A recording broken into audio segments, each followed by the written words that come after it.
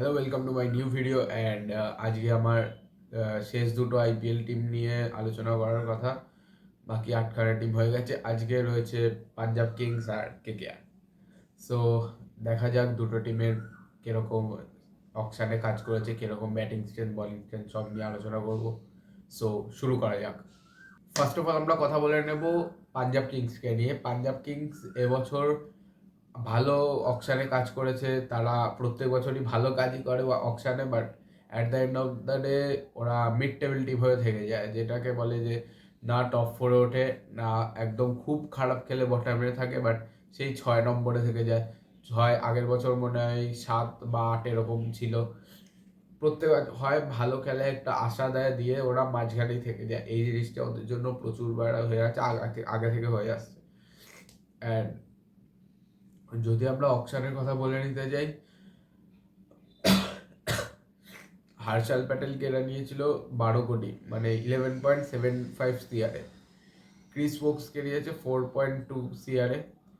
তারপরে শাশাঙ্ক সিংকে নিয়েছে 20 লাখ, যেটা ভুল প্লেয়ার তুলে নিয়েছে। 23 বছরের জায়গায় 31 বছরের শাশাঙ্ক সিংকে নিয়েছে। অ্যান্ড রাইলি রুসোকে নিয়েছে 8 কোটিতে।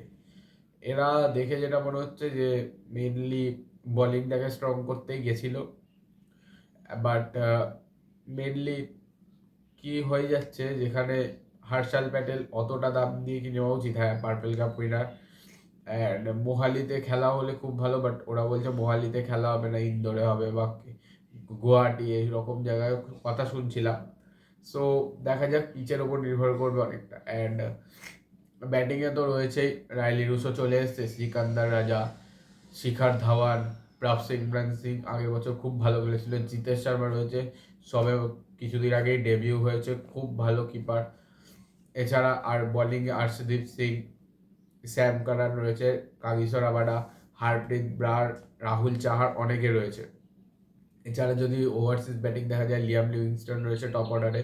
সিকান্দার রাজা এজ আ ফিনিশার আগের বছর খুব ভালো খেলেছিল, কয়েকটা ম্যাচ জিতেছিল, আমার মনে আছে কত রান, শেষ কয়েক বলে ম্যাচ জিতিয়েছিল আমার মনে পড়ছে। এছাড়া ম্যাথিউ শর্ট রয়েছে, অ্যান্ড রাইলি রুসো তো চলে এসেছে। সো খুব ভালো একটা টিম রয়েছে, বাট এবছর আমার প্রেডিকশন পাঞ্জাব কিংস কোয়ালিফাই করতে পারবে না, সেই মিড টেবিল টিম হয়ে থেকে যাবে। সো এবার আমরা পাঞ্জাব কিংসের একটু এবার 11টা দেখে নিই। যেটা হচ্ছে প্রথমেই তো ওপেন করবে শিখর ধাওয়ান আর সিমরন সিং, আগের বছরই দেখা। 3 নম্বরে আমার মতে দেওয়া উচিত আথারবা টাইরেকে। আথারবা টাইরে আগের বছর ভালো খেলেছিল, অ্যান্ড ওর ডোমেস্টিকেরও স্কোর ভালো, ওর ডোমেস্টিকের স্ট্যাট খুব ভালো। 4 নম্বরের জন্য হয় লিয়াম লিভিংস্টোন, নয় রাইলি রুসো, এই দুজনের মধ্যে যে কোনো একজন 4 নম্বরের জন্য ফিট হবে। 5 নম্বরে থাকবে ওভারসিজদের মধ্যে সিকান্দার রাজা। তো এবার আমরা পাঞ্জাব নিলে একজন এক্সট্রা স্পিনার পাওয়া যায়, যেটা প্লেইং 11টা দেখে বা যেটা হচ্ছে প্রথমেই করে যে যেমন ওপেন করবে শিখর ধাওয়ান আর ব্যাঙ্গালোর, এইসব জায়গায় ভালো কাজ করে যাবে। 3 নম্বরে আমার মতে দেওয়া উচিত আথারবা এক্সট্রা স্পিনিং অপশন। আথারবা টাইরে আগের বছর ভালো খেলেছিল, একবার 6 নম্বরে জিতেশ শর্মা থাকবেই, স্কোর ভালো থাকবে, স্যাম কারান একজন এক্সট্রা ফাস্ট বোলার। 4 নম্বরের ব্যাটার হয় লিয়াম লিভিংস্টোন, 9.5 সিআরে। এই দুজনের বছরে একজন 4 নম্বরের জন্য ফিট হবে, সব থেকে দামি প্লেয়ার। 5 নম্বরে থাকবে বাট কিছু ওভারসিজদের মধ্যে সিকান্দার রাজা। 8 হর্ষাল প্যাটেল নিলে একজন ফাস্ট বোলার পাওয়া যায়, যেটা ভালো প্লেয়ার ছিল, বা বোঝা যায় না কাজ করে, যে যেমন 6টার মধ্যে 5টা ব্যাঙ্গালোর দেয়, এইসব জায়গাতে ভালো কাজ করে যাবে সিকান্দার রাজা। একটা থাকবে একজন ফাস্ট বোলার, এবার তো উইকেট কিপার 6 নম্বরে জিতেশ শর্মা থাকবে, সাথে থাকবে স্যাম কারান একজন extra fast bowler, plus batter Rahul Chahar 18.5। তারপরে যদি এক বছরের দরকার হয়, যদি মিডিয়াম পেসার দরকার হয়, তাহলে ঋষি ধাওয়ান, আদারওয়াইজ হার্টবিট কিছু করতে পারেনি। And sorry, Rishi Dhawan. And এছাড়া 8 হর্ষাল প্যাটেল, যদি একটু ব্যাটিং এর ফাস্ট বোলার, ব্যাটিং অলরাউন্ডার ছিল, বাট বোঝা যায় না। সো এটাই হলো পাঞ্জাব কিংস এর 5টা বল স্লোয়ার দেয় আমার মতে, ফাস্ট বোলার হয়ে ভগবান জানে। কেকেআরটা দেখে নাও। কেকেআর এর কথা বলতে গেলে প্রথমেই বলা উচিত যে প্রথম একদম হোম কামিং হয়েছে গৌতম গম্ভীরের। আমাদের সবার প্রিয় গৌতম গম্ভীর আবার চলে এসেছে কেকেআরে। অ্যান্ড কেকেআরের টিমটা এবছর খুবই ভালো রয়েছে, যেখানে একটা চেঞ্জেস চলে এসছে। কয়েকদিন আগে খবর পেলাম যে জেসন রয়ের জায়গায় ফিল সল্ট এসছে। জেসন রয় পার্সোনাল কারণ বা কিছু বলে বেরিয়ে গেছে। সো এখন এছাড়া আমাদের অকশানে অকশানে মিচেল স্টার্ককে নিয়েছে 24.75 CR। আঙ্গে ক্রিস রঘুবংশী এসছে, রমনদীপ সিং এসছে, হোম কামিং হয়েছে মানিশ পান্ডেরও। এছাড়া মুজিবকে নিয়েছিল, মুজিব মনে হয় আসতে পারবে না বা এরকম কিছু একটা শুনছি। এছাড়া সাকিব হুসেন রয়েছে, আর চেতন সাকারিয়া রয়েছে, আমাদের খুব বেস্ট প্রাইসে পেয়ে যাওয়া চেতন সাকারিয়াকে খুব ভালো হয়েছে। এছাড়া KS ভারতকে নিয়েছে।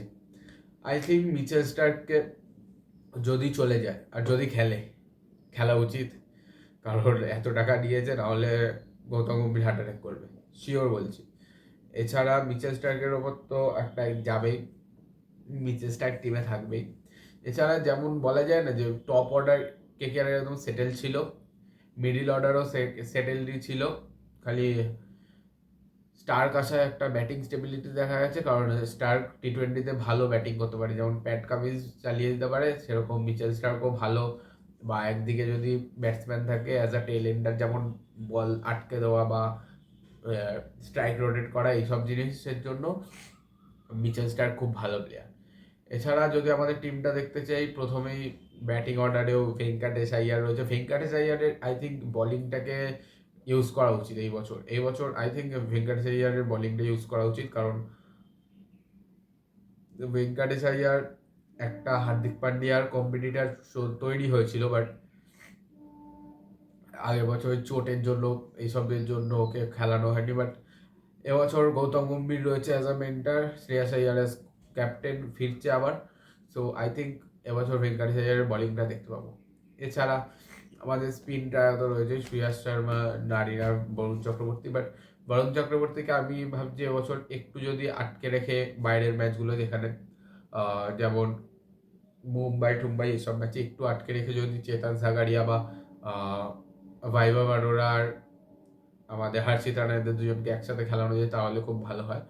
এরকম অনেক কটা কম্বিনেশন হতে পারে, বাট যেটা একদম বেস্ট, একদম সিম্পল ফরমেশন ইডেন গার্ডেন্সের জন্য তৈরি হবে, সেটা আলোচনা করে নিই। মোটামুটি আমরা ইডেন গার্ডেন্সকে মাথায় রেখে এবছর যেটা করবো, যেমন ওয়ার্ল্ড কাপে যেরকম পিচ ছিল ওই রকম পিচ অনুযায়ী আমরা করবো, কারণ তারপর থেকে রঞ্জি খেলা হয়েছে, তাছাড়া আর কোনো খেলা হয়নি, T20-11 বা হোয়াইট বল ক্রিকেটে খেলা হয়নি। সো ওইটা দেখে আমার একটু পিচটাকে দেখে নিতে হবে, আর ওভারঅল যেমন থাকে ইডেন গার্ডেন্সের পিচ, ওই রকম একটা পিচ দেখে সো দেখে নিই আমাদের KKR-এর প্লেইং ইলেভেন যদি আমরা দেখতে চাই, তাহলে আমরা প্রথমেই দেখবো যে একদম সেটেল রয়েছে টিমটা। As a overseas keeper Gurbaz রয়েছে, এছাড়া ভেঙ্কটেশ আইয়ার রয়েছে, তারপরে দুজনকে ওপেনার, 3-এ শ্রেয়াস আইয়ার, 4-এ নীতিশ রানা, 5-এ রিঙ্কু সিং, 6 আন্দ্রে রাসেল, 7-এ সুনীল নারিন, 8-এ রয়েছে মিচেল স্টার্ক। এই যে 7 অবধি দেখলাম না, 7 অবধিটা পুরো একদম রেডি ছিলই। এই 7 অবধি KKR কোনো কাজ করতে যায়নি, অকশন টেবিলে গেছিল। যদি এবার কখনো বলিং ফার্স্ট এলো বা ব্যাটিং ফার্স্টে কোথাও যদি বেশি একটু ব্যাটিং তাড়াতাড়ি কোল্যাপস করে গেছে, একজন ব্যাটসম্যান দরকার, এখানে কোথাও একটা ওই রিঙ্কু বা আন্দ্রে রাসেলের পর যদি 6-7 ওভারের মধ্যে সব পড়ে যায় বা এরকম কিছু হয়ে যায়, তাহলে তখন Manish Pandey as a impact player ঢুকতে পারে ফার্স্ট ইনিংসে।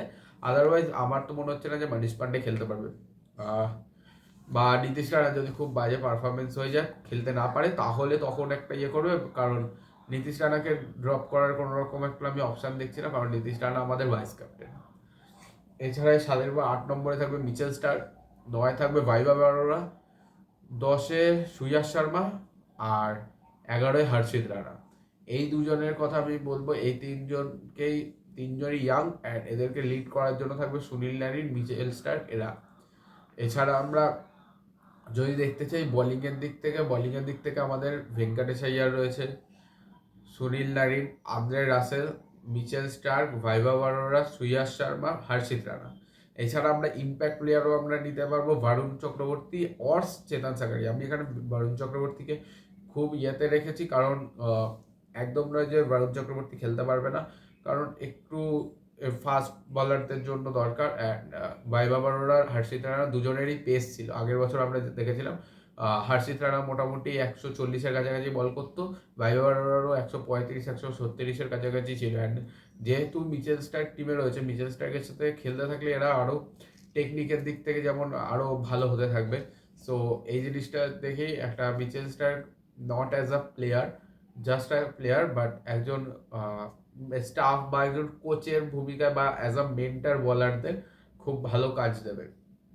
অ্যান্ড এই টিমটাই থাকলো আমাদের চারজন ওভারসিজ রয়ে গেল, Gurbaz, Andre Russell, Sunil Narine, Mitchell Starc. এছাড়া বেঞ্চে রয়েছে শারফান রাদারফোর্ড রয়েছে, ফিল সল্ট রয়েছে, অ্যাজ আ ওপেনার রয়েছে ফিল সল্ট। যদি ফিল সল্ট ওপেনার হিসাবে ঢোকে তাহলে ভেঙ্কার এই গুরবাজকে বেরিয়ে গিয়ে কেএস ভারতকে ঢুকতে হবে। এরকম অনেক অনেক অপশান রয়েছে আমাদের এখানে, বাট আমার মনে হলো এই ইলেভেনটাই বেস্ট। সো বাই, চলো আজকের মতো আমার এখানেই। এবার কয়েকদিন আছে, এখনো 10-12 দিন আছে আইপিএল শুরু হওয়ার। এই কদিনে একটু প্রত্যেকটা টিমকে তুলনা করে নেওয়া যাবে, ওপেনিং থেকে শুরু করে টপ অর্ডার থেকে শুরু করে মিডিল অর্ডার সব একটু ভালো করে দেখে নেওয়া যাবে। সো দেখা হচ্ছে পরের ভিডিওতে। কাল পরশু করে একটা ভিডিও আসবে টপ অর্ডার নিয়ে, সঙ্গে থেকো।